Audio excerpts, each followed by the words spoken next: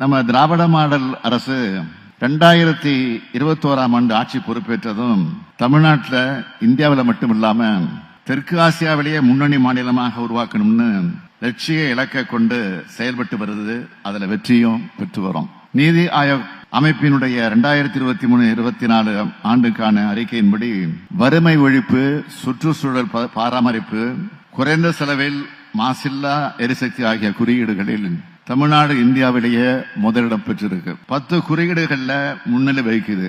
மொத்தம் 13 குறியீடுகள்ல தமிழ்நாடு 11 தேசிய சராசரியை விட அதிக புள்ளிகளை பெற்றிருக்கு. 2023-24 ஆண்டுல இந்தியாவோட மொத்த உள்நாட்டு உற்பத்தியில 9.19 விழுக்காடு பங்களிப்போடு தமிழ்நாடு இந்தியாவிலேயே 2வது பெரிய பொருளாதார மாநிலம் என்ற நிலையை தக்க வச்சிட்டு இருக்குன்னு இங்க குறிப்பிடுவது அவசியம்னு நான் குறிப்பிடுகிறேன். இந்தியாவிலேயே பன்முகத்தன்மையோடு தொழில்துறைக்கு சாதகமான எல்லா அம்சங்களும் ஒருங்கமைய பெற்ற மாநிலமா தமிழ்நாடு விளங்கி வருது.